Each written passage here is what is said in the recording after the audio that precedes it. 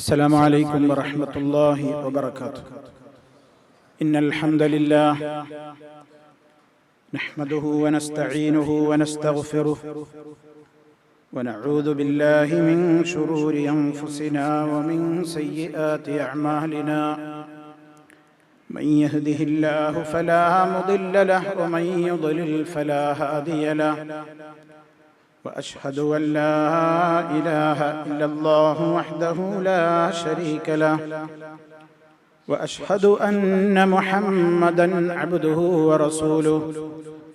اللهم صل على محمد وعلى آل محمد كما صليت على إبراهيم وعلى آل إبراهيم إنك حميد مجيد.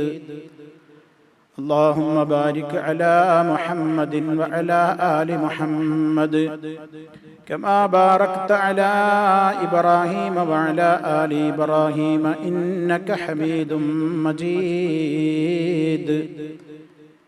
أما بعد فإن خير الكلام كلام الله وخير الهدي هدي محمد صلى الله عليه وسلم وشر الأمور محدثاتها وكل محدثة بدعة وكل بدعة ضلالة.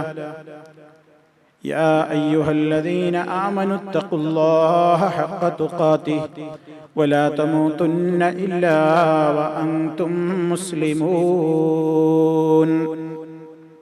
ഹിജറക്ക് ശേഷമുള്ള കാര്യങ്ങളെ സംബന്ധിച്ചാണ് നമ്മൾ പറഞ്ഞു കൊണ്ടിരിക്കുന്നത്. നബി സല്ലല്ലാഹു അലൈഹി വസല്ലം മദീനയിൽ എത്തിയതിൻ്റെ ശേഷം ആ മദീനയിലെ ജനവിഭാഗത്തെ സംബന്ധിച്ച് നമ്മൾ വിശദീകരിക്കുകയുണ്ടായി. പ്രവാചകനോടൊപ്പം മദീനയിൽ എത്തിച്ചേർന്ന മുഹാജിറുകളായ അഥവാ സ്വന്തം നാടും കുടുംബത്തെയും സമ്പത്ത് പോലും വിട്ടുകൊണ്ട് മദീനയിലേക്ക് അള്ളാഹുവിൻ്റെ പ്രീതി മാത്രം ഉദ്ദേശിച്ചുകൊണ്ട് പലായനം ചെയ്തു വന്നിട്ടുള്ള മുഹാജിറുകൾ, അവർക്ക് വേണ്ട സഹായ സഹകരണങ്ങൾ ചെയ്തു കൊടുത്തുകൊണ്ടിരിക്കുന്ന അൻസാറുകളായ ആളുകൾ. ഈ മുഹാജിറുകളുടെ വിഷയത്തിൽ നമ്മൾ മുമ്പ് സൂചിപ്പിച്ച ഒരു കാര്യമുണ്ട്. അവർക്ക് വേണ്ട രൂപത്തിലുള്ള കഴിയുന്നത്ര സഹായങ്ങളും സഹകരണങ്ങളും മദീനയിൽ മുമ്പേ താമസമാക്കിയിരുന്ന അൻസാറുകളാണ് ചെയ്തു കൊടുത്തത് എന്ന്. എന്നാലും അൻസാറുകളുടെ സഹായങ്ങൾ കിട്ടിയാലും അതുകൊണ്ടൊന്നും മതിയാകാത്തത്ര മുഹാജിറുകളുടെ എണ്ണം ഉണ്ടായിരുന്നു. മക്കയിൽ നിന്ന് എല്ലാം വിട്ടുകൊണ്ട് മദീനയിലെത്തിയ ആ മുഹാജിറുകളായ ആളുകൾക്ക് അവിടെയുണ്ടായിരുന്ന അൻസാറുകൾ അവരെ കൊണ്ട് കഴിയുന്നത്ര സഹായങ്ങളും സഹകരണങ്ങളും സൗകര്യങ്ങളുമൊക്കെ ചെയ്തു കൊടുത്തു. എങ്കിലും അതുകൊണ്ടൊന്നും മതിയാകാത്തത്ര മുഹാജിറുകളുടെ എണ്ണം അധികരിച്ചു കൊണ്ടിരുന്നു എന്നതാണ് ചരിത്രം നമുക്ക് പഠിപ്പിച്ചു തരുന്ന യാഥാർത്ഥ്യം. മുഹാജിറുകളുടെ എണ്ണം കൂടിക്കൊണ്ടേയിരുന്നു. പലരും പിന്നെയും ഒറ്റയായുമൊക്കെ മുഹാജിറുകളായിക്കൊണ്ട് മദീനയിൽ വന്ന് ചേരുകയുണ്ടായി. അതുപോലെ തന്നെ ഇസ്ലാമിനെ കുറിച്ച് അറിയാനും പഠിക്കാനുമൊക്കെ സ്വരാജ്യങ്ങൾ വിട്ടുകൊണ്ട് പലരും മദീനയിൽ നിവേദക സംഘങ്ങളായും ദൗത്യ സംഘങ്ങളുമായുമൊക്കെ എത്തിക്കൊണ്ടിരുന്നു. ഇവരുടെയൊക്കെ സംരക്ഷണം ഒരു വലിയ പ്രശ്നമായി. മദീനയിൽ അവർക്ക് താമസിക്കാൻ സൗകര്യങ്ങളില്ല. അവർക്ക് വേണ്ട രൂപത്തിലുള്ള ഭക്ഷണവും അതുപോലെ തന്നെ വസ്ത്രവും നൽകാൻ പര്യാപ്തമായ സൗകര്യങ്ങൾ അവിടെ ഇല്ല. മദീനയിലുള്ള സഹാബിമാര് തന്നെ അവരുടെ കഴിവിന്റെ പരമാവധി സ്വന്തം കാര്യങ്ങളെപ്പോലും മാറ്റിവെച്ചുകൊണ്ടാണ് മക്കയിൽ നിന്ന് മദീനയിലെത്തിയ മുഹാജിറുകളുടെ കാര്യത്തിൽ വളരെയേറെ ശ്രദ്ധയും താല്പര്യവും പ്രകടിപ്പിച്ചിരുന്നത്. എന്നാലും ഒട്ടേറെ ആളുകൾ അവരുടെ കാര്യത്തിൽ ഒരു നിലക്കുമുള്ള സഹായങ്ങൾ അവർക്ക് ലഭ്യമാകാത്ത നിലക്ക് മദീനയിലുള്ള സഹാബിമാരെ കൊണ്ട് കഴിയാത്തത്ര ധാരാളക്കണക്കിന് ആളുകൾ ഇങ്ങനെ മദീനയിൽ ഉണ്ടായിരുന്നു.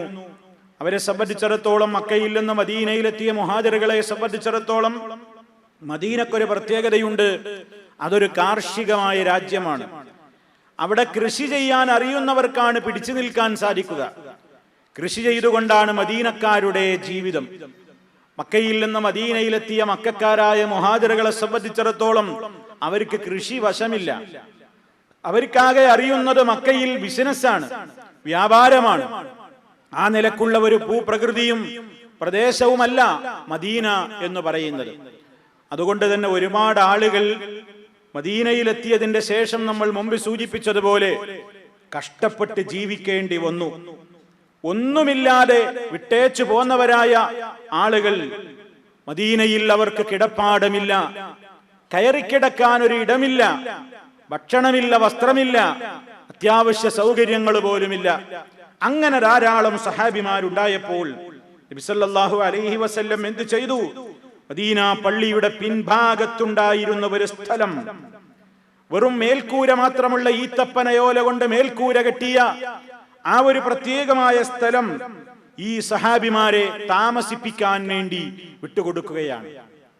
ഇന്നും ആ സ്ഥലം പ്രത്യേകമായി അടയാളപ്പെടുത്തിയതായി, അഥവാ മദീന മസ്ജിദിൽ പോയാൽ അഹ്ലുസ്സുഫയുടെ ആളുകൾ താമസിച്ചിരുന്ന ഒരു തിണ്ണയുടെ പ്രദേശം, ഏതാനും സ്ഥലം പ്രത്യേകം അടയാളപ്പെടുത്തിയതായി നമുക്ക് കാണുവാൻ സാധിക്കും. ഈ പാവങ്ങളായ മുഹാജിറുകളായ പരമദരിദ്രരായ ഈ ആളുകൾക്ക് ഒരിടത്തും അൻസാറുകൾ കഴിയുന്ന സഹായങ്ങളൊക്കെ ചെയ്തു കൊടുത്തിട്ടും അവരെ കൊണ്ട് കഴിയാത്ത നിലക്ക് പിന്നെയും പുറത്തു നിൽക്കുകയാണ് കുറെ ആളുകൾ.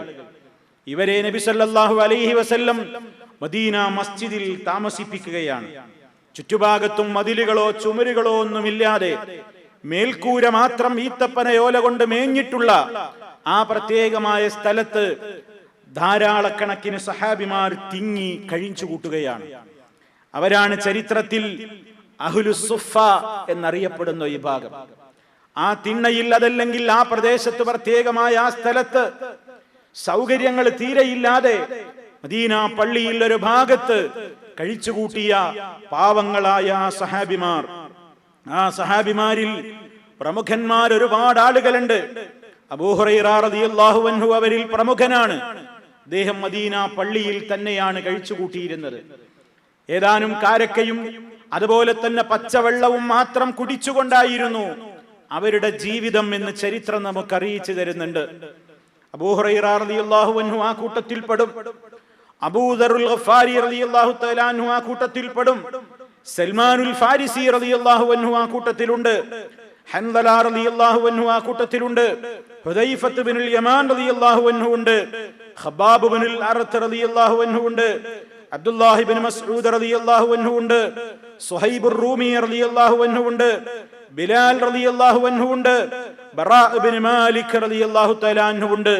ഇതൊക്കെ അവരിൽ പ്രമുഖരായ ആളുകളാണ്. നൂറുകണക്കിന് ആളുകൾ ഇങ്ങനെ ഈ ചുരുങ്ങിയ സ്ഥലത്ത് അവര് മദീന പള്ളിയിൽ കഴിച്ചുകൂട്ടുകയാണ്. അങ്ങനെ അവര് കഴിച്ചുകൂട്ടുന്നതിനിടയിൽ ആ സമയങ്ങളിലൊക്കെ അവർ അള്ളാഹുവിന്റെ റസൂൽ സല്ലല്ലാഹു അലൈഹി വസല്ലമിന്റെ കൂടെ തന്നെ കഴിച്ചുകൂട്ടുകയാണ്.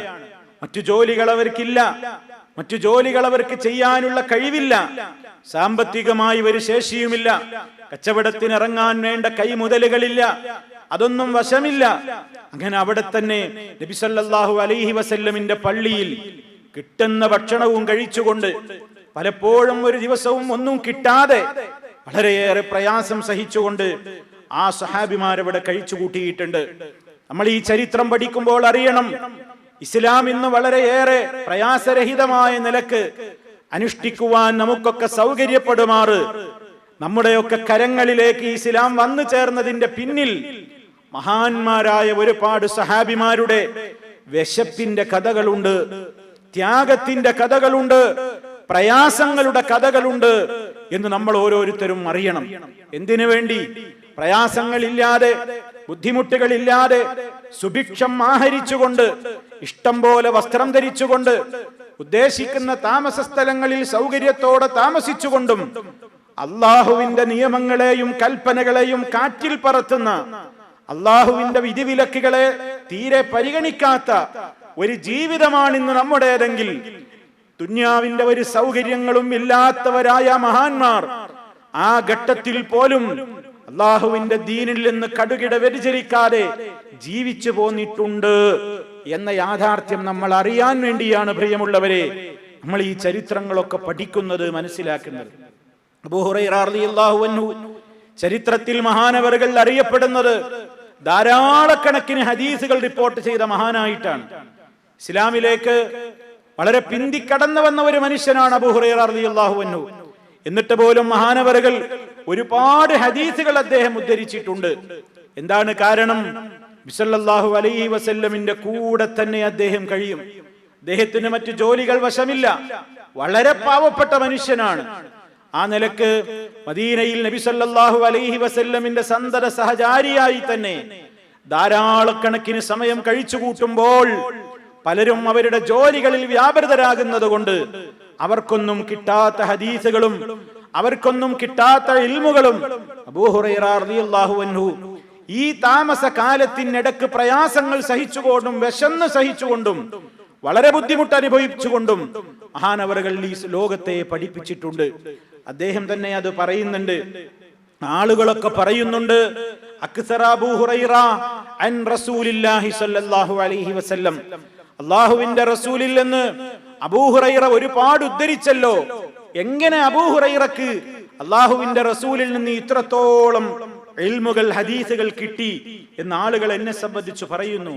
അതിന് അദ്ദേഹം മറുപടി പറയുകയാണ്, അമാൻതും യാ മഅ്ശറൽ മുഹാജിരീൻ, മുഹാജിറുകളുടെ സമൂഹമേ, നിങ്ങളൊക്കെ പലപ്പോഴും പല കച്ചവടങ്ങളിലും വ്യാപൃതരായി. അമാൻതും യാ മഅ്ശറൽ അൻസാർ, അൻസാറുകളെ, നിങ്ങളൊക്കെ കൃഷിയിലും അതുപോലെ തന്നെ കാർഷികമായ മറ്റു പ്രവർത്തനങ്ങളിലും വയലേലകളിലും നിങ്ങൾ ജോലിയിലായി. അമ്മാ അന, എന്നാൽ ഞാനാവട്ടെ, ഫഖദ് ലാസംതു റസൂലല്ലാഹി സ്വല്ലല്ലാഹു അലൈഹി വസല്ലം, ഞാൻ അല്ലാഹുവിന്റെ റസൂലിന്റെ കൂടെ തന്നെ കഴിഞ്ഞു. പലപ്പോഴും പ്രവാചകന്റെ കൂടെ ഞാൻ കഴിയുമ്പോ എന്റെ വിശപ്പടക്കൽ കൂടി എനിക്ക് ലക്ഷ്യമുണ്ടായിരുന്നു. പാവപ്പെട്ടവനായ അബൂ ഹുറൈറ റളിയല്ലാഹു തആല അൻഹു പറയാണ്, അങ്ങനെ വിശന്നുകൊണ്ട് എന്റെ ഭക്ഷണവും കഴിയോലോ റസൂലുള്ളാഹിന്റെ കൂടെ കൂടിയാൽ എന്ന നിലക്ക് ഞാൻ അവിടെ കഴിഞ്ഞ കാലത്ത് ഫകുൻതു അതഅല്ലമു മിനൽ ഇൽമി, ഞാൻ ധാരാളം അറിവുകൾ സല്ലല്ലാഹു അലൈഹി വസല്ലമിൽ നിന്ന് പഠിച്ചെടുക്കാറുണ്ടായിരുന്നു.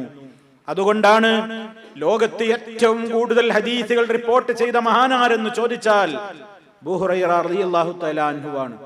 അദ്ദേഹത്തിന് ഒരുപാട് ധാരാളക്കണക്കിന് വിജ്ഞാനങ്ങൾ ഈ ഒരു പ്രത്യേകമായ അദ്ദേഹത്തിന്റെ ഈ പ്രത്യേകമായ അവസ്ഥ കാരണത്താൽ മദീന മസ്ജിദ് വിട്ടു പോകാതെ അവിടെ തന്നെ കഴിച്ചുകൂട്ടിയത് അദ്ദേഹത്തിൽ നിന്ന് മുസ്ലിം ലോകത്തിന് ഒരുപാട് ഇൽമിന്റെ ഹദീസുകൾ കിട്ടാൻ കാരണമായി തീർന്നു എന്ന് നമ്മൾ മനസ്സിലാക്കിയിരിക്കേണ്ടതുണ്ട്. ഇവിടെ മഹാനായ അബൂ ഹുറൈറ റളിയല്ലാഹു അൻഹുവിനെ പോലെയുള്ള ധാരാളക്കണക്കിന് സഹാബിമാർ ഇങ്ങനെ പള്ളിയിൽ തന്നെ സ്ഥിരതാമസമാക്കി കഴിച്ചുകൂട്ടി. അവർ കിട്ടുന്ന സമയമൊക്കെ മദീന മസ്ജിദിൽ വെച്ച് ഇബാദത്തുകളിൽ മുഴുകും. പ്രത്യേകമായി നബിയിൽ നിന്ന് കേൾക്കുന്നതൊക്കെ അവര് മനഃപ്പാഠമാക്കും. അവര് സമൂഹത്തോട് പറഞ്ഞുകൊടുക്കും. അവരുടെ കൂടെ ഇല്ലാത്തവർക്ക് അവരൊക്കെ ജമാഅത്തിന് പള്ളിയിലെത്തിയാൽ, ഇതാ ഇന്ന് ഞാൻ പ്രവാചകനിൽ നിന്ന് ഇന്ന ഹദീസ് കേട്ടിരിക്കുന്നു എന്ന് പറഞ്ഞുകൊണ്ട് ഉദ്ധരിക്കും. അതൊക്കെ സഹാബിമാരെ അവർ പഠിപ്പിച്ചു കൊടുക്കും. അത് മാത്രമായിരുന്നില്ല, കഴിവുള്ള ആളുകളൊക്കെ യുദ്ധത്തിനു പോലും, ഈ വിശപ്പ് സഹിച്ചുകൊണ്ട് പോലും യുദ്ധത്തിന് പോലും അവർ പങ്കെടുത്തിരുന്നു എന്നാണ്. സഫ്വാൻ റളിയല്ലാഹു അൻഹു ഇതുപോലെ അഹ്ലുസ്സുഫയുടെ കൂട്ടത്തിൽ എണ്ണപ്പെടുന്ന മഹാനായ ഒരു സഹാബിയാണ്. അദ്ദേഹം ബദറിൽ ഷഹീദായ മഹാനായ ഒരു സഹാബിയാണ്. ഖുറൈം റളിയല്ലാഹു അൻഹു, ഖുബൈബ് റളിയല്ലാഹു അൻഹു, സാലിം റളിയല്ലാഹു അൻഹു, ഹാരിസ റളിയല്ലാഹു അൻഹു, ഇവരൊക്കെ ഇങ്ങനെയുള്ള പള്ളിയിൽ സ്ഥിരതാമസക്കാരായിരുന്ന ഫുഖറാവുകളായിരുന്നുവെങ്കിലും യുദ്ധമുണ്ടെന്ന് കേട്ടാൽ അവരും യുദ്ധരംഗത്തേക്ക് എടുത്തു ചാടുമായിരുന്നു. ഈ പേര് പറഞ്ഞവരൊക്കെ ബദറിൽ ഷഹീദുകളായ ദരിദ്രരായ മുഹാജിറുകളാണെന്ന് നമ്മൾ മനസ്സിലാക്കണം. റളിയല്ലാഹു അൻഹു.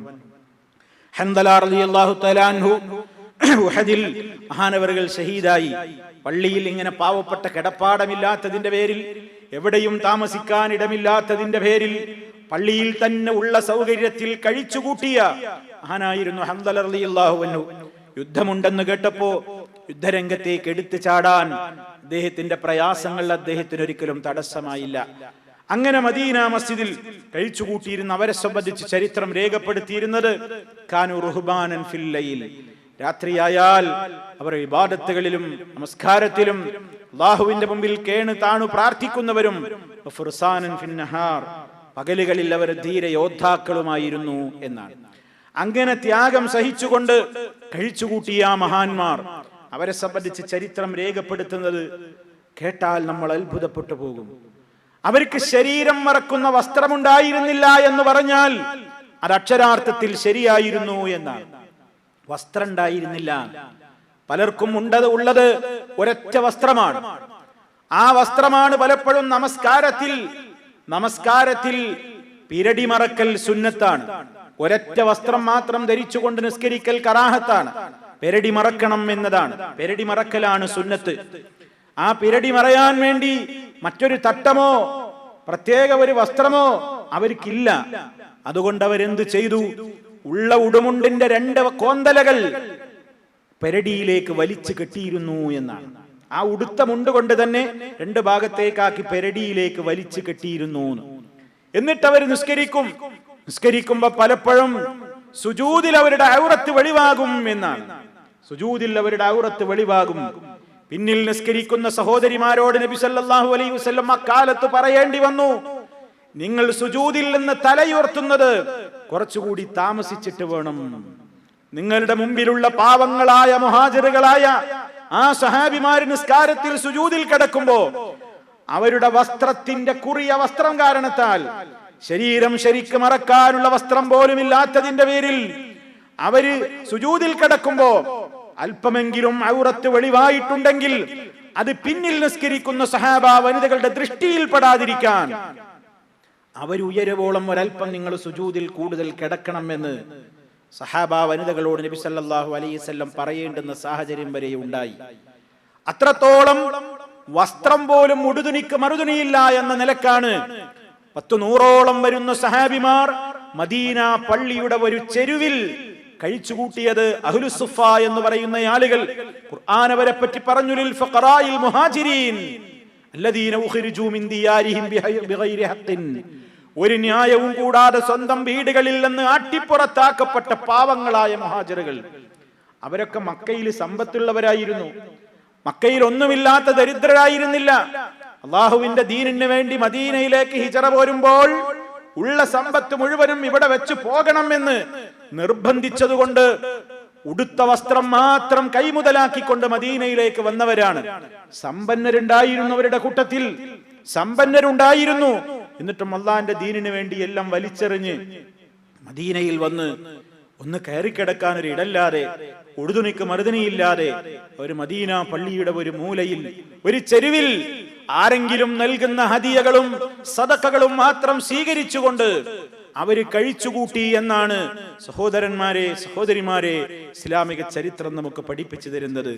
വിയർത്തൊലിച്ച് അഴുക്കുപുരണ്ട വസ്ത്രങ്ങളായിരുന്നു അവരുടെ ശരീരത്തിൽ ഉണ്ടായിരുന്നത് എന്നാണ്. പലപ്പോഴും ലഭിക്കുന്ന ഭക്ഷണം എന്താണ്? ആരെങ്കിലും കൊണ്ടുവന്നു കൊടുക്കുന്ന കാരക്കയും വെള്ളവും. നബി സല്ലല്ലാഹു അലൈഹി വസല്ലം വീട്ടിൽ എന്താണുള്ളതെങ്കിൽ അതവർക്ക് വീതിച്ചു കൊടുക്കാറുണ്ട്. സഹാബിമാരോടൊക്കെ നബി സല്ലല്ലാഹു അലൈഹി വസല്ലം പറയാറുണ്ട്, നിങ്ങളുടെ കൂട്ടത്തിൽ വീട്ടിൽ 2 ആൾക്ക് ഭക്ഷണമുള്ള ആളുകൾ ഉണ്ടെങ്കിൽ അവരിൽ നിങ്ങളുടെ കൂട്ടത്തിൽ നിന്ന് മൻ കാന ഇൻദഹു തആമു സനൈൻ ഫൽയദ്ഹബു ബിസാലിസിൻ, നിങ്ങളുടെ കൂട്ടത്തിൽ വീട്ടിൽ 2 ആൾക്കുള്ള ഭക്ഷണമുള്ളവർ ഒരു 3-ാമനെ കൊണ്ടുപോകട്ടെ. ഇങ്ങനെ നബി സല്ലല്ലാഹു അലൈഹി വസല്ലം ഇശാ ജമാഅത്ത് കഴിഞ്ഞാൽ പലപ്പോഴും പറയും, സഹാബിമാരോട് പറയും, നിങ്ങളുടെ കൂട്ടത്തിൽ വീട്ടിൽ 2 ആൾക്ക് ഭക്ഷണമുള്ള ഒരാളെ കൊണ്ടുപോയിക്കൊള്ളി, 3 ആൾക്ക് ഭക്ഷണമുള്ളവൻ 4-ാമനെ കൊണ്ടുപോകട്ടെ, 4 ആൾക്ക് ഭക്ഷണമുള്ളവൻ 5 ആളെ കൊണ്ടുപോകട്ടെ, 5-ാമനെ കൊണ്ടുപോകട്ടെ എന്നിങ്ങനെ നബി സല്ലല്ലാഹു അലൈഹി വസല്ലം പറയും. സഹാബിമാരൊക്കെ അവരുടെ ആവശ്യങ്ങൾ മാറ്റിവെച്ചുകൊണ്ട് പോലും ഇങ്ങനെയുള്ളവരെ കൊണ്ടുപോകും. ബാക്കിയുള്ളവരെ നബി സല്ലല്ലാഹു അലൈഹി വസല്ലം കൂട്ടിക്കൊണ്ടുപോവുകയാണ്. എന്താ കൊടുക്കാനുള്ളത്? ഒന്നുമില്ല. ഉള്ളതെന്താണെങ്കിൽ അവർക്ക് കൊടുക്കുകയാണ്. അവരുടെ കൂടെ നബി സല്ലല്ലാഹു അലൈഹി വസല്ലമും പലപ്പോഴും പട്ടിണി കിടക്കുന്ന അവസ്ഥ സഹാബിമാര് പറയുന്നുണ്ട്. അവരുടെ ആ പട്ടിണിയിലും ഒപ്പം താമസിക്കുന്ന ആളുകളോടുള്ള അവരുടെ സ്നേഹം, കരുണ. സഹാബത്ത് പറയാണ്, ഞങ്ങൾക്ക് ആരെങ്കിലുമൊക്കെ ഈത്തപ്പനയുടെ ഒരു ചൊള, ഈത്തപ്പഴം കൊണ്ടുവരും, കാരക്ക കൊണ്ടുവരും. അങ്ങനെ കാരക്ക കൊണ്ടുവന്നിട്ട് ഞങ്ങൾ ഇങ്ങനെ കൂട്ടമായിരുന്ന് തിന്നുമ്പോ ചിലപ്പോ ഞങ്ങളുടെ കൂട്ടത്തിൽ ആരെങ്കിലും ഒരു കാരക്ക എടുത്ത് തിന്നേണ്ടതിന് പകരം 2 കാരക്ക ഒരുമിച്ചെടുത്ത് തിന്നാൽ ആ സഹാബി മറ്റുള്ളവരോടൊക്കെ പറയും, ഞാൻ 2 എടുത്തിട്ടുണ്ട്, നിങ്ങളൊക്കെ 2 എടുക്കണം എന്ന്. ഞാൻ 2 എടുത്ത് കഴിച്ചിരിക്കുന്നു, 1 എടുക്കാൻ പറ്റൂ, ഞാൻ 2 എടുത്ത് കഴിച്ചിരിക്കുന്നു, നിങ്ങളൊക്കെ ഈ 2 എടുക്കണം. കാണാതെ 2 എടുത്ത് കഴിക്കല്ല, 2 എടുത്ത് കഴിച്ചെങ്കിൽ ആ സഹാബി മറ്റുള്ളവരോടൊക്കെ പറയും, ഞാൻ 2 കഴിച്ചിട്ടുണ്ട്, നിങ്ങളൊക്കെ ഈ 2 എടുക്കണം. അത്രയും അവരുടെ ഇടയിലുള്ള സമത്വമായ ചിന്താഗതി, കാരുണ്യ മനസ്ഥിതി, നീതി, സ്നേഹം, കാരുണ്യം അവരുടെ മനസ്സുകളിൽ ഉണ്ടായിരുന്നു എന്നാണ്. സല്ലല്ലാഹു അലൈഹി വസല്ലമിന്റെ ആ പ്രത്യേകമായ സംരക്ഷണയിൽ കഴിഞ്ഞിരുന്ന പാവങ്ങളായ ആളുകളെ സംബന്ധിച്ചിടത്തോളം അബൂ ഹുറൈറ റളിയല്ലാഹു തആല അൻഹു അദ്ദേഹം ഒരു പ്രധാനപ്പെട്ട ഒരു ദിവസം ഒരു രംഗം അദ്ദേഹം വിവരിക്കുന്നുണ്ട്. അബൂ ഹുറൈറ റളിയല്ലാഹു തആല അൻഹുവിന്റെ ഈ വിവരണത്തിൽ നിന്ന് എന്തായിരുന്നു അഹ്ലുസ്സുഫയുടെ ജീവിതം എന്ന് നമുക്ക് വായിച്ചെടുക്കുവാൻ സാധിക്കും. നബി സല്ലല്ലാഹു അലൈഹി വസല്ലമിന്റെ സഹാബിയായ അബൂ ഹുറൈറ റളിയല്ലാഹു തആല അൻഹു പറയാണ്, അല്ലാഹില്ലദീ ലാ ഇലാഹ ഇല്ലാഹു. അബൂ ഹുറൈറ റളിയല്ലാഹു അൻഹു പറയാണ്, മദീന പള്ളിയിൽ താമസിക്കുന്ന അബൂ ഹുറൈറ റളിയല്ലാഹു അൻഹു പറയാണ്, ഞങ്ങൾ 10-70ഓളം ആളുകൾ, ഞങ്ങളുടെ സ്ഥിതി എന്തായിരുന്നു ആ കൂട്ടത്തിൽ? ഇൻ കുൻതു ലഅഅ്തമിദു ബികബദി അലൽ അർളി മിനൽ ജൂഅ്. വിശപ്പ് സഹിക്കാഞ്ഞിട്ട് ഞാൻ എന്റെ വയറും ചുരുട്ടി പിടിച്ചുകൊണ്ട് പള്ളിയിൽ ഞാൻ കമഴ്ന്നടിച്ച് കിടക്കാറുണ്ട്. വിശന്നുകൊണ്ട് ഞാൻ തേങ്ങി കരഞ്ഞവിടെ കഴിച്ചു കൂട്ടാറുണ്ട്. എനിക്ക് എഴുന്നേറ്റിരുന്ന് നിസ്കരിക്കാൻ പലപ്പോഴും സാധ്യമാകാതെ വരുമ്പോൾ സഹീഹുൽ ബുഖാരിയിൽ കാണാം, വൈൻ കുൻതു ലഅശുദ്ദുൽ ഹജറ അലാ ബത്നി മിനൽ ജൂഅ്. എന്റെ വയറ്റത്ത് ഞാൻ പലപ്പോഴും കല്ലുകൾ വെച്ച് കെട്ടും. കല്ല് വെച്ച് കെട്ടിയിട്ട് നിസ്കാരത്തിൽ നിൽക്കാനുള്ള ഒരു ശേഷിക്ക് വേണ്ടി ഞാൻ അങ്ങനെ നിൽക്കും. പലപ്പോഴും വലഖദ് ഖഅത്തു യൗമൻ, ഒരു ദിവസം ഞാൻ എന്തു ചെയ്തു? ഒരിക്കൽ ഞാൻ അലാ തരീഖിഹിമുല്ലദീ യഖ്റുജൂന മിൻഹു, ആളുകളൊക്കെ പള്ളിയിൽ നിന്ന് നിസ്കരിച്ച് ഇറങ്ങുന്ന വഴിയിൽ ഞാൻ പോയിട്ടിരുന്നു. എന്തിനാ ഇരുന്നത് എന്നറിയോ? എന്റെ അവസ്ഥ കണ്ടിട്ട് ആരെങ്കിലും എന്നെ ഭക്ഷണത്തിന് ക്ഷണിക്കാൻ. അങ്ങനെ ഞാൻ അവിടെ പോയിരുന്നു. അബൂ ഹുറൈറ റളിയല്ലാഹു തആല അൻഹു പറയുന്നു, ആളുകൾ പള്ളിയിൽ നിന്ന് നിസ്കാരം കഴിഞ്ഞ് പിരിഞ്ഞു പോകുന്ന മദീന പള്ളിയിൽ നിന്ന് ഇറങ്ങുന്ന ആ വാതിലിന്റെ സമീപത്ത് ഞാൻ അവിടെ പോയിരുന്നു. ഫമറ അബൂബക്കർ സിദ്ദീഖ് റളിയല്ലാഹു അൻഹു അതിലെ കടന്നുപോയി. ഫസഅൽതുഹു അൻ ആയത്തിൻ മിൻ കിതാബില്ലാഹ്, ഒരായത്തിനെ കുറിച്ച്, അള്ളാഹുവിന്റെ കിതാബിൽ നിന്നുള്ള ഒരായത്തിനെ കുറിച്ച് ഞാൻ അദ്ദേഹത്തോട് ചോദിച്ചു. എന്താണ് ആയത്തിന്റെ ഉദ്ദേശം? ബാക്കി അദ്ദേഹം പറയുന്നത് കേട്ടോളൂ. മാ സഅൽതുഹു ഇല്ലാ ലിയുശ്ബിഅനി, എനിക്ക് ആ ആയത്ത് അറിയാഞ്ഞിട്ടല്ല, എനിക്ക് ആ ആയത്തിന്റെ അർത്ഥം അറിയാഞ്ഞിട്ടല്ല. ആ ആയത്ത് ഇങ്ങനെ ചോദിക്കുമ്പോ എന്റെ അവസ്ഥ കണ്ടിട്ട്, എന്താണ് അബൂ ഹുറൈറയുടെ സ്ഥിതി എന്ന് എന്നെ കണ്ടിട്ട് അദ്ദേഹത്തിന്റെ വീട്ടിലേക്ക് എന്നെ കൂട്ടിക്കൊണ്ടുപോയിട്ട് എനിക്ക് ഭക്ഷണം തരുമോന്ന് വിചാരിച്ചിട്ട്. ആയത്ത് പഠിക്കാൻ ചോദിച്ചതല്ല, ഞാൻ ആയത്തിന്റെ അർത്ഥം തിരിയാഞ്ഞിട്ട് ചോദിച്ചതുമല്ല. ഞാനൊരു സന്ദർഭം എടുത്തിട്ടാണ്. അബൂ ഹുറൈറ റളിയല്ലാഹു അൻഹു പറയാണ്, ഞാൻ അബൂബക്കറിനെ കണ്ടപ്പോ ഞാനൊരു ആയത്തിനെ കുറിച്ച് ചോദിച്ചു. എന്തിന്? എന്നെ ഒന്ന് ശ്രദ്ധിക്കാൻ. അപ്പൊ എന്നെ കൂട്ടിക്കൊണ്ടുപോയാലോ, എനിക്ക് ഭക്ഷണം കിട്ടുമല്ലോ, എന്റെ വിശപ്പ് മാറുമല്ലോ. അബൂ ഹുറൈറ റളിയല്ലാഹു തആല അൻഹു പറയാണ്, ഫമറ വലം യഫ്അൽ. അബൂബക്കർ സിദ്ദീഖ് റളിയല്ലാഹു അൻഹു സ്വാഭാവികമായും അതിന്റെ അർത്ഥം പറഞ്ഞു കൊടുത്ത് പിരിഞ്ഞുപോയി. അദ്ദേഹത്തിനൊന്നും മനസ്സിലായില്ല. ഫമറ ബി ഉമർ, പിന്നീട് ഉമറിന്റെ അരികിലൂടെ നടന്നുപോയി. ഫസഅൽതുഹു അൻ ആയത്തിൻ മിൻ കിതാബില്ലാഹ്, അല്ലാഹുവിന്റെ കിതാബിൽ നിന്നുള്ള ഒരു ആയത്തിനെ കുറിച്ച് ഞാൻ അദ്ദേഹത്തോടും ചോദിച്ചു. മാ സഅൽതുഹു ഇല്ലാ ലിയുശ്ബിഅനി, എന്നെ ഭക്ഷണത്തിന് ക്ഷണിക്കണം എന്ന് വിചാരിച്ചിട്ടാണ് ഞാൻ അദ്ദേഹത്തോട് ആയത്ത് ചോദിച്ചു. അദ്ദേഹം ഇഖ്ലാസോടുകൂടി ആയത്തിനെ പറ്റി പറഞ്ഞു വന്നു. അദ്ദേഹം കടന്നുപോയി, എന്നെ വിളിച്ചില്ല. സുമ്മ മർറ ബി അബുൽ ഖാസിം സല്ലല്ലാഹു അലൈഹി വസല്ലം, പിന്നീട് അതാ ഇറങ്ങി വരുന്നു മഹാനായ റസൂൽ കരീം സല്ലല്ലാഹു അലൈഹി വസല്ലം. ഫതബസ്സമ ഹീന റആനി, എന്നെ കണ്ടപ്പോൾ തന്നെ നബി സല്ലല്ലാഹു അലൈഹി വസല്ലം ഒന്ന് പുഞ്ചിരിച്ചു. എനിക്ക് മനസ്സിലായി, എന്റെ കാര്യം നബി മനസ്സിലാക്കിയിട്ടുണ്ട്. എന്റെ പ്രശ്നം ആയത്തിന്റെ അർത്ഥം ചോദിക്കലോ ആയത്തൊന്നുമല്ല, വിശന്നിട്ടാണ് അബൂ ഹുറൈറ ഇരിക്കുന്നത് എന്ന് നബി തങ്ങൾക്ക് മനസ്സിലായി. എന്നെ കണ്ടപാടെ ഒന്ന് പുഞ്ചിരിച്ചു. വഅറഫ മാ ഫീ നഫ്സി വമാ ഫീ വജ്ഹി, എന്റെ മനസ്സിലുള്ളത്, എന്റെ മുഖത്തുള്ളത്, എന്റെ പ്രയാസം അവിടുന്ന് വായിച്ചു, അവിടുന്ന് മനസ്സിലാക്കി. സുമ്മ ഖാല, പിന്നെ നബി സല്ലല്ലാഹു അലൈഹി വസല്ലം പറഞ്ഞു, യാ അബാഹിർ, സ്നേഹത്തോടെ നബി വിളിക്കാണ്, യാ അബാഹിർ, അബൂ ഹുറൈറ, അപ്പൊ അബൂ ഹുറൈറ റളിയല്ലാഹു അൻഹു മറുപടി കൊടുത്തു, ലബ്ബൈക യാ റസൂലല്ലാഹ്. നബി തങ്ങൾക്ക് മറുപടി കൊടുക്കണം. എന്താ നബിയെ? ദേ ഞാൻ ഇവിടെ ഉണ്ട്. ഖാല ഇൽഹഖ്, വന്നോളൂ, പോരൂ എന്റെ കൂടെ. വമദാ, നബി സല്ലല്ലാഹു അലൈഹി വസല്ലം പോയി. ഫതബിഅതുഹു, ഞാൻ അല്ലാഹുവിന്റെ റസൂലിനെ അനുഗമിച്ചു. ഫദഖല, അല്ലാഹുവിന്റെ റസൂൽ വീട്ടിലേക്ക് പ്രവേശിച്ചു. ഫസ്തഅദന, അപ്പോൾ ഞാൻ അനുവാദം ചോദിച്ചു, ഞാൻ വീട്ടിലേക്ക് കടന്നോട്ടെ. അതിഥിയായി കൊണ്ടുപോവുകയാണ്.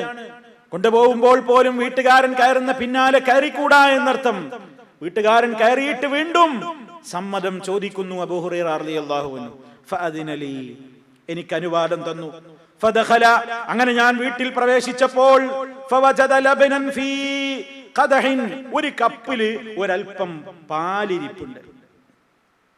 നബി സല്ലല്ലാഹു അലൈഹി വസല്ലം വീട്ടിൽ ചെന്നപ്പോൾ തന്റെ വീട്ടിൽ എന്താ ഉള്ളത്? ഒരു കപ്പിൽ, ഒരു കോപ്പയിൽ പാലുണ്ട്. പ്രവാചകൻ ചോദിച്ചു വീട്ടുകാരോട്, മിന്നൈന ഹാദൽ ലബൻ, എവിടുന്നാ ഈ പാല് കിട്ടിയത്? എവിടുന്നാണ് പാല് കിട്ടിയത്? അവിടെ കറക്കാനൊന്നുമില്ല, പിന്നെ എവിടുന്നാ പാല്?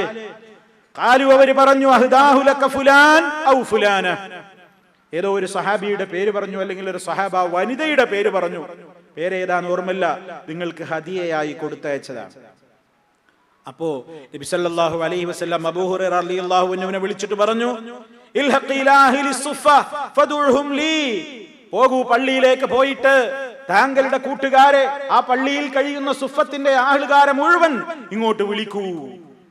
ഖാല, അബൂ ഹുറൈറ റളിയല്ലാഹു തആല അൻഹു പറയുന്നു, ആ നേരത്തിന്റെ മനസ്സിൽ തോന്നിയ ഒരു വിഷമം, ആ നേരത്തിന്റെ മനസ്സിൽ തോന്നിയ ഒരു സങ്കടം, ഒരു ദുഃഖം, അതെന്താ? ഒരു കോപ്പ പാലാവിടെയുള്ളത്, അത് കുടിക്കാൻ ആർത്തിയോടെ ഞാൻ നിൽക്കുന്ന നേരത്താണ് അല്ലാഹുവിന്റെ റസൂൽ എന്നോട് പറയുന്നത്, പോകൂ അബൂ ഹുറൈറ, കൂട്ടുകാരെ മുഴുവൻ വിളിച്ചു കൊണ്ടുവരൂ. എങ്ങനെ ഒരു കപ്പ് പാല്?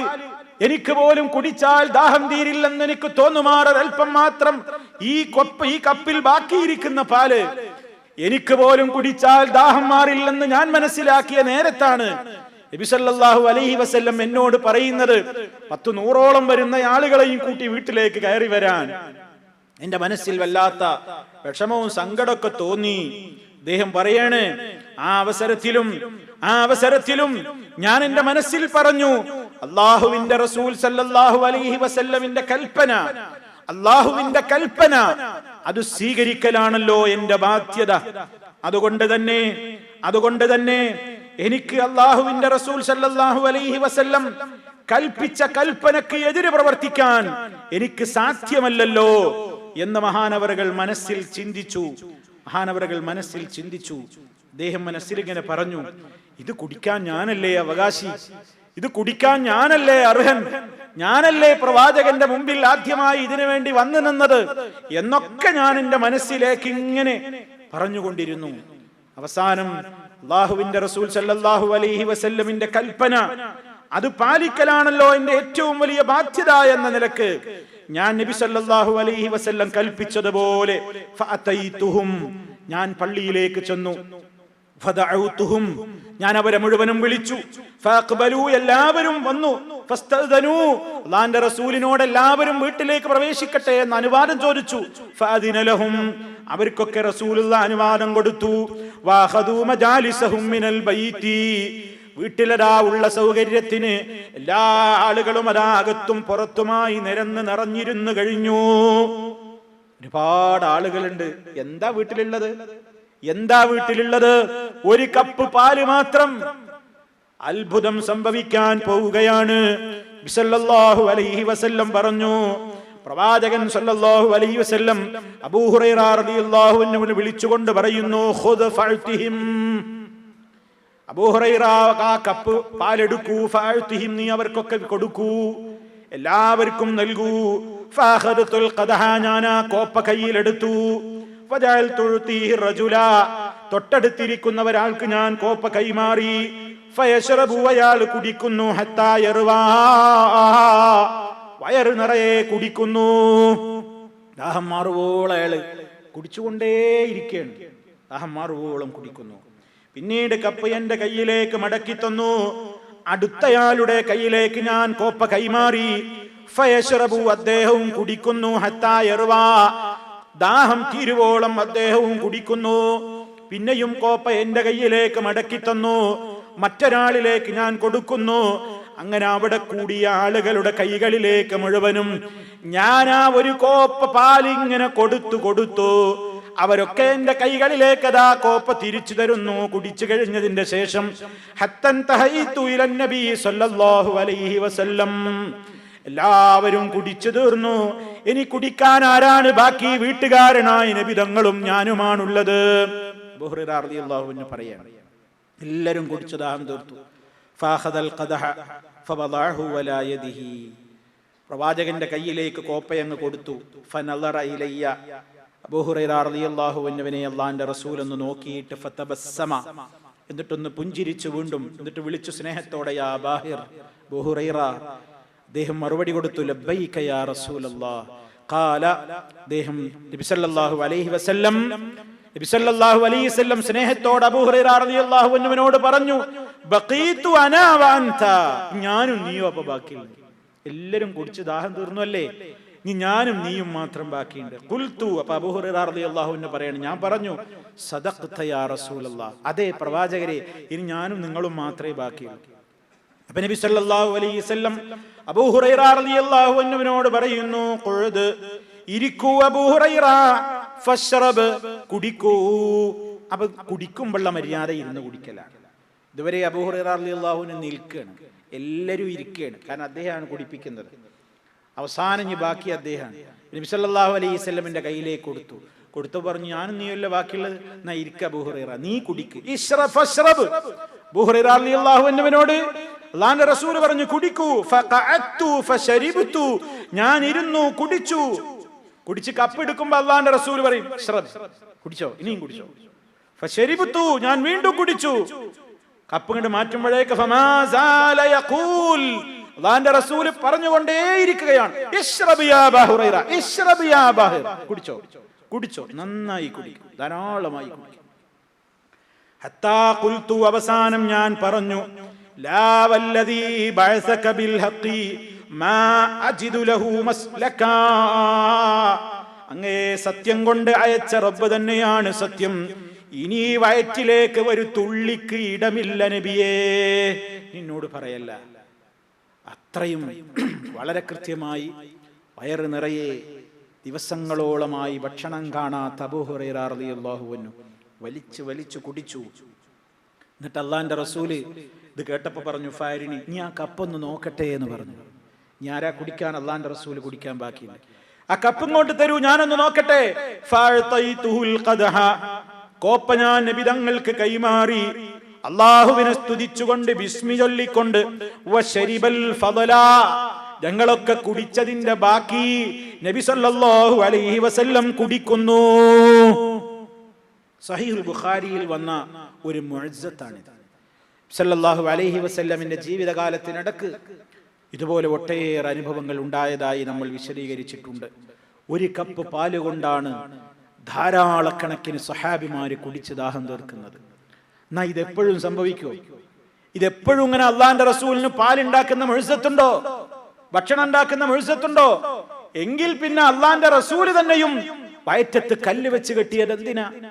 അബൂ ഹുറൈറ റളിയല്ലാഹു അൻഹു കല്ല് വയറ്റത്ത് കെട്ടിവെച്ചത് എന്തിനാ? സഹാബിമാർ അഹ്ലു സുഫയുടെ ആളുകൾ പട്ടിണി കിടന്നു എന്ന് പറയുന്നത് എന്തിനാ?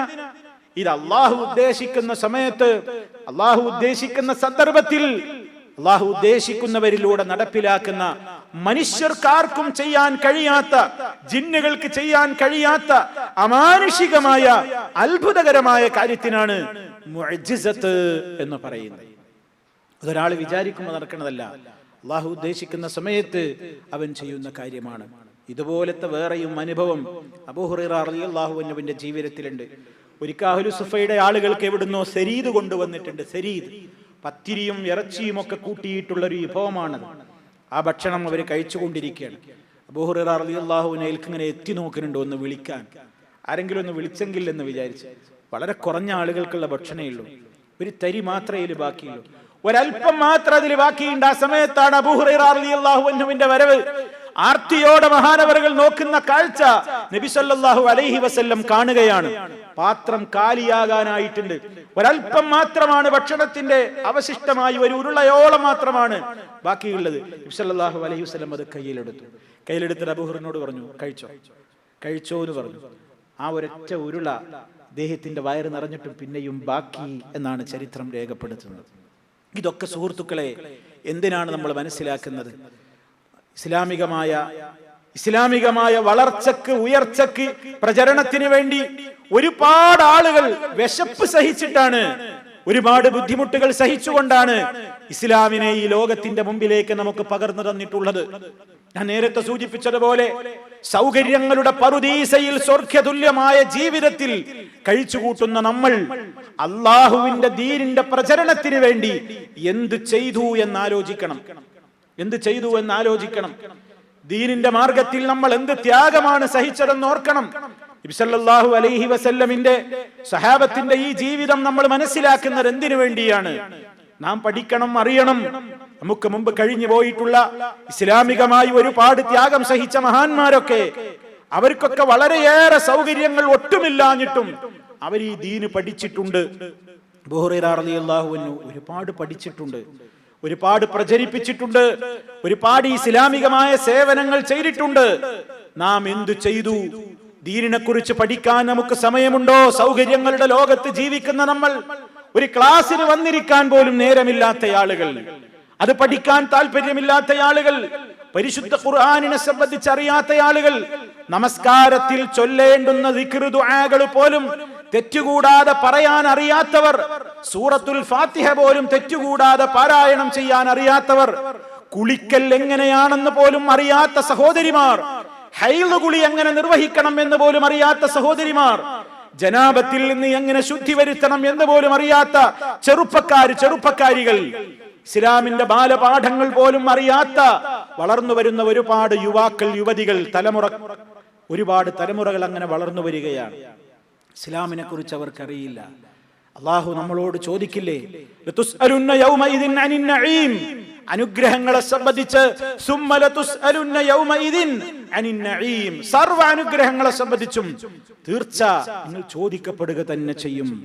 അതുകൊണ്ട് സുഹൃത്തുക്കളെ, മഹാനായ റസൂൽ കരീം സല്ലല്ലാഹു അലൈഹി വസല്ലമിന്റെ സഹാബിമാരും പ്രവാചകനുമൊക്കെ ഏറെ ത്യാഗം സഹിച്ചുകൊണ്ടാണ് നമുക്ക് ഈ വിജ്ഞാനം നമ്മുടെ കൈകളിലേക്ക് എത്തിച്ചു തന്നിട്ടുള്ളത്.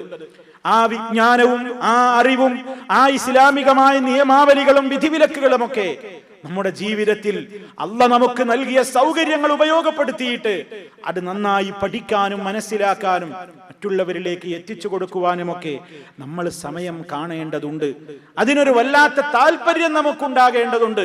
ഞാൻ നേരത്തെ സൂചിപ്പിച്ചില്ലേ, ഒരുപാട് മൈലുകൾ താണ്ടിയിട്ട്, ദിവസങ്ങളോളം യാത്ര ചെയ്തിട്ട്, മാസങ്ങളുടെ വഴിദൂരം താണ്ടിയിട്ടാണ് ഈ പാവങ്ങളായ സഹാബിമാരൊക്കെ ഒരു ഹദീസ് പഠിക്കാൻ വേണ്ടി യാത്ര ചെയ്തിരുന്നത് എന്ന് വരുമ്പോൾ, എത്രത്തോളം സൗകര്യങ്ങളുടെ നടുവിൽ കഴിയുന്ന നമ്മൾ ഖുർആൻ പഠിക്കാനും ഹദീസുകൾ പഠിക്കാനും ഇസ്ലാമികമായി നമ്മുടെ ബാധ്യതകളെ കുറിച്ച് ചിന്തിക്കാനുമൊക്കെ സമയമില്ലാത്ത, താല്പര്യമില്ലാത്ത, അതിനുവേണ്ട മനസ്ഥിതിയില്ലാത്ത ഒരധപ്പതനത്തിലേക്ക് ആപതിച്ചു കൊണ്ടിരിക്കുകയാണോ എന്ന് ഞാനും നിങ്ങളുമൊക്കെ വളരെയേറെ ഗൗരവത്തോടുകൂടെ ചിന്തിക്കേണ്ടതുണ്ട് എന്നതാണ് അഹ്ലുസ്സുഫയുടെ ഈ ചരിത്രം എന്റെയും നിങ്ങളുടെയും ശ്രദ്ധയിൽ കൊണ്ടുവരുന്നതിലൂടെ എന്നോടും നിങ്ങളോടും എനിക്ക് സൂചിപ്പിക്കുവാനുള്ളത്.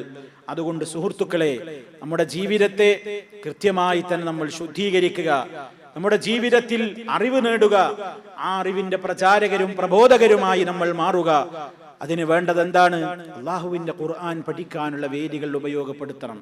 നബി സല്ലല്ലാഹു അലൈഹി വസല്ലമിന്റെ ഹദീസുകൾ പഠിക്കാനുള്ള വേദികൾ ഉപയോഗപ്പെടുത്തണം. അത് പഠിക്കുക മാത്രമല്ല, ഏതൊരു ഇൽമു പഠിച്ചാലും ആ പഠിച്ച ഇൽമനുസരിച്ചുകൊണ്ട് ഈ അഹ്ലുസ്സുഫയുടെ സഹാബിമാരൊക്കെ പറയുന്നുണ്ട്, ഞങ്ങൾ നബി സല്ലല്ലാഹു അലൈഹി വസല്ലമിൽ നിന്ന് 10 ആയത്ത് പഠിച്ചു കഴിഞ്ഞാൽ ആ 10 ആയത്ത് അനുസരിച്ച് പ്രവർത്തിച്ചിട്ടല്ലാതെ അടുത്ത ആയത്തുകൾ ഞങ്ങൾ പഠിക്കാറുണ്ടായിരുന്നില്ല എന്ന്. പഠിച്ചതനുസരിച്ച് അവരുടെ ജീവിതത്തെ ക്രമീകരിക്കണം എന്നവർക്കൊരു നിർബന്ധ ബുദ്ധി ഉണ്ടായിരുന്നു എന്നതാണ് അവരുടെ ആ പ്രയോഗത്തിൽ നിന്ന്, ആ വാക്കുകളിൽ നിന്ന് നമ്മളൊക്കെ പാഠം ഉൾക്കൊള്ളേണ്ടത്. അതുകൊണ്ട് ഈ ദീനിന് വേണ്ടി ഒരുപാട് സംഭാവനകൾ അർപ്പിച്ച് കഴിഞ്ഞുപോയ മഹാരഥന്മാരായ സ്വഹാബിമാർ, അവരോടുള്ള സ്നേഹം ഈമാനിന്റെ ഭാഗമാണ്. അവരെ വെറുക്കൽ അള്ളാഹുവിന്റെ ദീനിനെ വെറുക്കലാണ്. ഇന്നും ഇസ്ലാമികമായി സഹാബിമാരെ വളരെ ചീത്ത പറയുന്ന, സഹാബത്തിനെ തള്ളിപ്പറയുന്ന ഒരുപാട് പിഴച്ച കക്ഷികളുണ്ട്. സഹാബിമാരെ സ്നേഹിക്കുക എന്നത് ഹുബ്ബുൽ അൻസാരി മിനൽ ഈമാൻ, അൻസാറുകളെ സ്നേഹിക്കുക ഈമാനിൽപ്പെട്ടതാണ്. അതുപോലെ തന്നെ സിബാബുൽ മുസ്ലിമി ഫുസൂഖ്, ഒരു മുസ്ലിമിനെ ചീത്ത പറയൽ അത് തെമ്മാടിത്തമാണ് എന്നൊക്കെ നബി സല്ലല്ലാഹു അലൈഹി വസല്ലം പറഞ്ഞിട്ടുണ്ട്. ഈ രൂപത്തിലൊക്കെ ത്യാഗം സഹിച്ച മഹാരഥന്മാരെ സ്നേഹിക്കേണ്ടത് എങ്ങനെയാണ്? അവരൊക്കെ ഈ ദീനിന് വേണ്ടി ഒരുപാട് സഹിച്ചത്, അവർ പഠിച്ചതനുസരിച്ച് പ്രവർത്തിച്ച് അവരുടെ പ്രയാസങ്ങൾക്ക് നടുവിലും ഈ ദീൻ എത്തിച്ചു കൊടുക്കാൻ അവർ വേണ്ടത് ചെയ്തിട്ടുണ്ട്.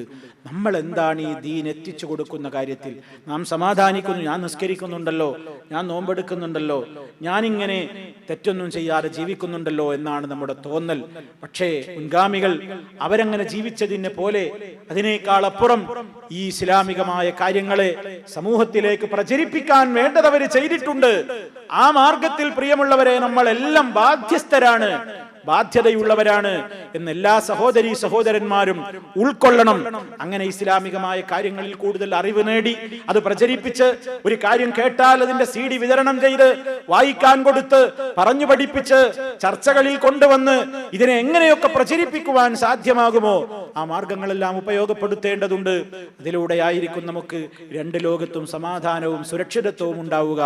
ആ മാർഗത്തിലൂടെ ചിന്തിക്കുവാൻ ഈ രൂപത്തിലുള്ള ചരിത്രങ്ങൾ നമുക്ക് ഗുണപാഠമായി തീരുമാറാകട്ടെ എന്ന് പ്രാർത്ഥിക്കുന്നു.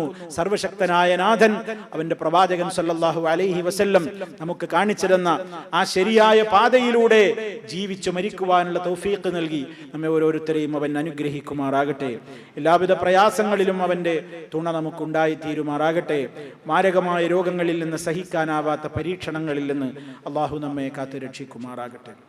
നമ്മിൽ നിന്ന് മരണപ്പെട്ടു പോയവരുടെ ഖബറിടം അള്ളാഹു സന്തോഷത്തിലാക്കി കൊടുക്കുമാറാകട്ടെ. രോഗികളായി ഒരുപാട് ആളുകൾ ഹോസ്പിറ്റലുകളിൽ കഴിയുന്നു, വീടുകളിൽ കഴിയുന്നു.